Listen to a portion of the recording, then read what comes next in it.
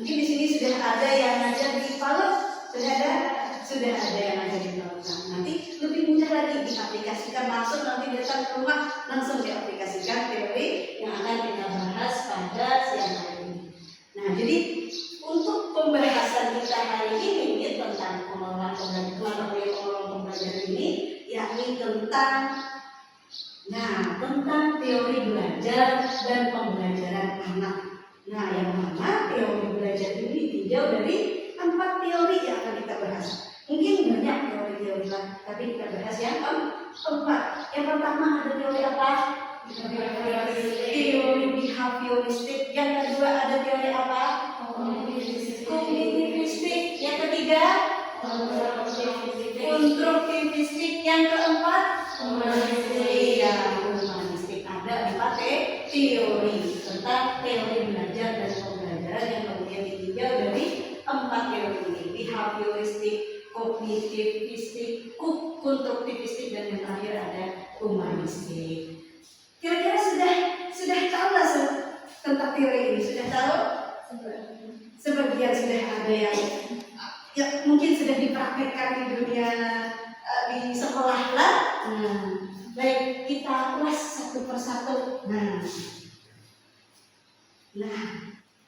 sebelum kita mempraktekkan teori-teori tersebut ke dunia pendidikan, ke dunia anak-anak, tentunya pembelajaran anak usia dini ini perlu sekali berlandaskan kepada teori belajar yang tepat. Jadi kita untuk menerapkan pembelajaran kepada anak yang asal-asalan, harus berlandaskan.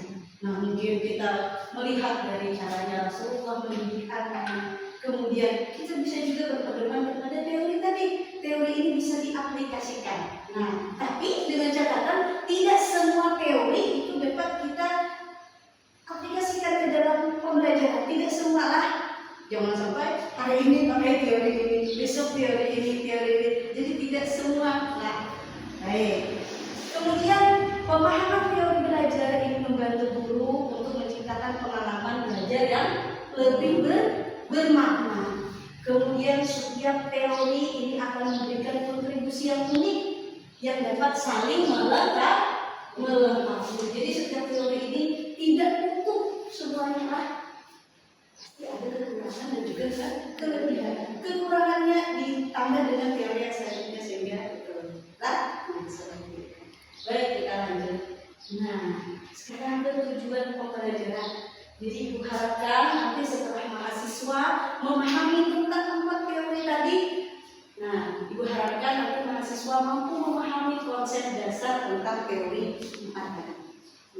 Behavioristik, kognitivistik, konstruktivistik, dan humanistik. Yang kedua, mahasiswa nanti mampu menganalisis perbedaan dan juga persamaan antar teori. Teori A misalnya apa bedanya dengan teori B, kemudian perbedaannya apa, persamaannya apa. Analisis. Kemudian yang ketiga adalah mengaplikasikan teori dalam konteks pembelajaran manusia dini. Kita banyak tahu teori tapi tidak bisa mengaplikasikannya. Jadi kita belajar sedikit di sini di dalam kelas ini untuk mengaplikasikan ke dunia pendidikan untuk anak usia. Baik, kita lanjut. Sekarang teori behavioristik. Tokohnya siapa? Yang ditulis di sini ada 3. Yaitu ada ilustrasi gambar lihat. Yang pertama ada B.F. Skinner. Yang kedua ada Ivan Pavlov. Yang ketiga ada John D. Watson. Kemudian teori behavioristik ini intinya apa sih? Kita singkat saja lah. Jadi konsep utama yang dikaji di dalam teori behavioristik ini yang pertama, belajar itu terjadi karena pengaruh lingkungan, stimulus atau respon. Kedua, penguatan positif dan negatif itu dapat membentuk perilaku anak.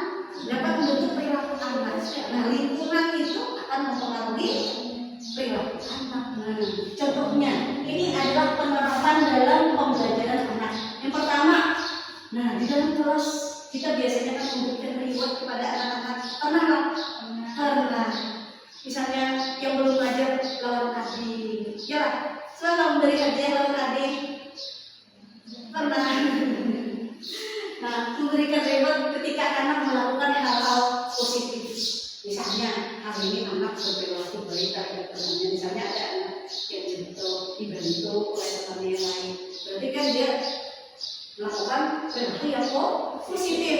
Nah, kita sebagai guru yang melihat, kita menjadi anaknya, kita ajak bicara. Kemudian kalau perlu berikan reward. Reward itu tidak harus dengan hadiah berbentuk barang. Pujian pun itu dinamakan reward. Nah, kemudian yang kedua, latihan berulang untuk kebiasaan dasar seperti melatihkan alat bermain. Nah, ini sebenarnya kita sering mempraktikkan. Ini adalah teorinya behavioristik. Nah, kalau kita mengajak anak-anak untuk mempraktikkan mainannya setelah bermain dengan keras, dia kan akan senang karena berteman dengan temannya yang lain. Nah, jadi ketika itu diulang-ulang setiap hari, nanti akan menjadi kebiasaan. Sampai nanti di rumah orang tuanya kaget, anak tuh bisa dia bisa melakukan mainannya sendiri. Padahal di sekolah dia sudah dilatih untuk melakukan mainannya sendiri. Dengan mempraktekkan dengan teorinya behavioristik. Nah, sudah paham lah di sini untuk teori behavioristik? Sudah paham. Coba itu dulu. Nah, sekarang teori kognitivistik kita coba cari. Nah, tokohnya, nah ini ibu sematkan di sini. Jerkase. Nah, ini sering mendengar lah di buku-buku, sudah sering disebutkan di dunia pendidikan atau anak usia dini sering disebutkan. Jerkase dan Jerome Bruner. Nah, konsep utama yang dibahas dalam teori kognitivistik ini pertama, belajar sebagai proses internal dalam struktur kognitif. Kemudian yang kedua, anak belajar melalui eksplorasi dan juga pemahaman. Nah, bagaimana penerapan teori ini kepada pembelajaran anak usia dini? Nah, yang pertama, memberikan aktivitas yang menantang untuk anak ini berpikir. Nah, di dalam kelas biasanya kan ada program biasanya. Nah, kemudian menyesuaikan pembelajaran dengan tahap perkembangan anak, seperti tahapan pre-operasional dan operasional konkret dan lain sebagainya. Ini disesuaikan dengan tahapannya. Ini teori kognitivistik. Nah, kemudian ini teori konduktivistik. Nah, ada kelihatan tokohnya Levi Guskay dan Jerkase di sini. Nah, konsep utamanya yang mengkaji tentang bahwa anak ini membangun sendiri pengetahuannya melalui pengalaman. Kemudian yang kedua, interaksi sosial dan budaya itu penting dalam pembelajaran. Penerapannya bagaimana? Penerapan pembelajaran ini berbasis proyek atau bermain peran biasanya di dalam kelas. Kemudian guru memberikan scaffolding atau bantuan sesuai dengan zona proksimal perkembangan atau ZPD. Nah, kemudian lanjutlah. Nah, yang terakhir ada teori humanistik. Nah, teori ini diusung oleh, nah ini ada Abraham Maslow dan siapa? Suaranya mana? Jadi konsep utama dalam teori humanistik ini yang pertama, belajar itu dipengaruhi oleh kebutuhan dasar dan motivasi diri di dalam diri aku. Kemudian berdasar pendidikan harus menghargai potensi dan keunikan anak. Kemudian teori ini diaplikasikan, diterapkan di dalam pembelajaran anak usia dini. Yang pertama, kegiatannya lah menciptakan suasana belajar yang aman dan nyaman dan penuh kasih sayang. Nah, dengan kita menghadirkan alat-alat permainan, kemudian menghadirkan kipas angin juga, seperti kita membuka jendela setiap hari, setiap pagi, membuat udara di ruangan yang sejuk, nyaman. Ini sudah menciptakan suasana belajar yang aman, nyaman dan penuh kasih sayang. Ya lah. Nah, kemudian yang kedua, memahami latar belakang dan kebutuhan anak secara individual. Artinya seperti kita menghargai potensi yang ada dalam diri anak itu, memanusiakan manusia. Nah, anak-anak pun harus dihargai. Nah, jangan sampai anak kekanakan juga ada alhamdulillah ya. Janganlah. Jadi ini adalah teori humanistik. Nah, ini keterkaitan antara teori behavioristik ini itu lebih kepada pembiasaan awal. Kalau kognitivistik atau konstruktivistik ini mendukung untuk perkembangan kognitif dan juga kreativitasnya. Nah, tidak semua juga seperti sosial emosional, tidak semua diambil dari kognitif dan kreativitasnya. Kalau humanistik ini lebih kepada melengkapi dengan pendekatan emosional dan personal. Nah, jadi setiap teori itu saling melengkapi.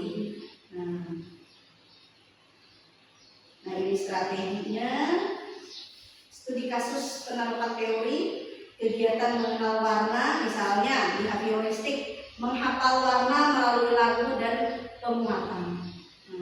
Atau bisa juga kita di dalam kelas biasanya untuk menerapkan teori behavioristik ini, misal kita membuat alat peraga, misalnya segitiga, ada segi 4, ada yang panjang namanya persegi panjang, tapi warnanya sama biasanya. Oh, kita samakan warnanya merah misalnya. Nah, bisa mengelompokkan warna walaupun bentuknya berbeda-beda. Bisa juga nanti anak diminta untuk mengelompokkan sesuai dengan bentuknya. Nah, itu teori behavioristik. Oke.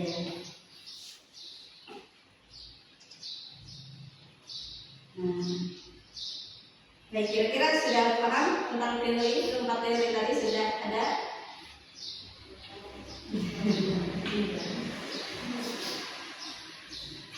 Baik, Ibu bagi 2 kelompok.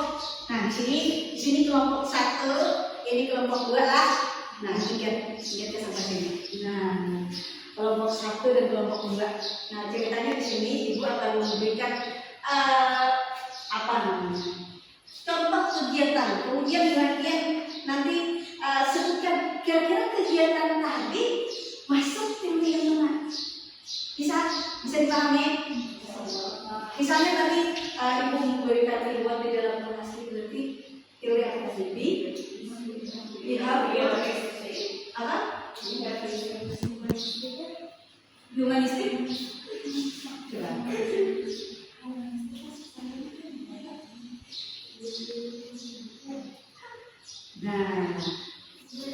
Nah, penerapan dalam pembelajaran behavioristik memberikan input ketika anak melakukan hal positif. Behavioristik. Nah, Ibu nanti akan memberikan soal kegiatan tadi masuk ke teori yang mana? Antara 4 tadi lah. Coba Ibu review lagi. Nah, teori behavioristik memberikan input ketika anak melakukan hal positif. Kemudian latihan kegiatannya itu latihannya berulang-ulang. Misalnya merapikan mainan tadi setiap hari kita ajak anak untuk misalnya dia memberantakan mainan, misalnya suruh membereskan membuka kertas dan sebagainya. Ini di behavioristik sepertinya. Nah, kalau kognitivistik memberikan aktivitas yang menantang untuk berpikir. Bisa dipahami? Kalau konstruktivistik penerapan pembelajaran di berbasis proyek atau bermain peran. Kemudian humanistik menciptakan suasana belajar yang aman, nyaman, penuh kasih sayang. Misalnya ada anak yang lagi sedih di dalam kelas. Gurunya memberikan pelukan kepada anak. Humanistik. Menghargai kepaksaan si anak tadi. Itu humanistik. Human itu apa?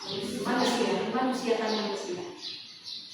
Baik, siap. Nanti setiap kelompok angkat tangan siapa yang bisa Oke?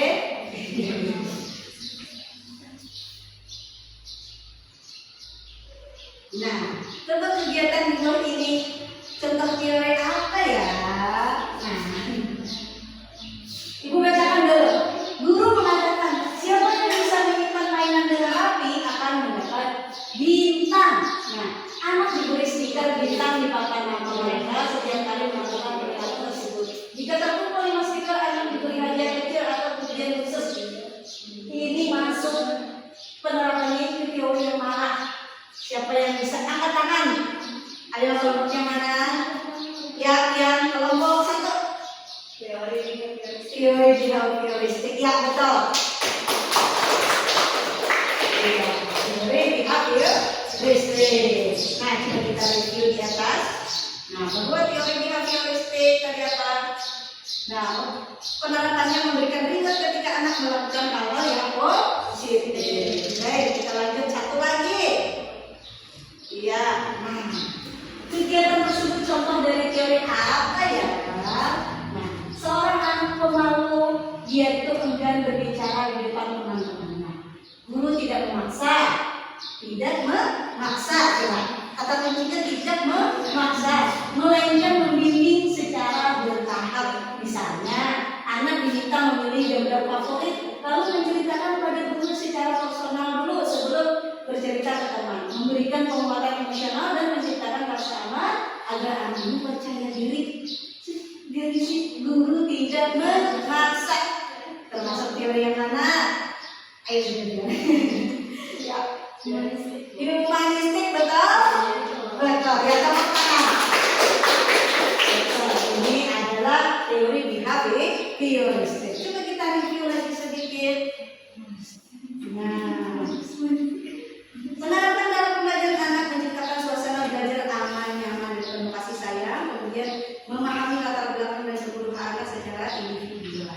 Nah, ini adalah teori behavioristik. Baik, itu saja.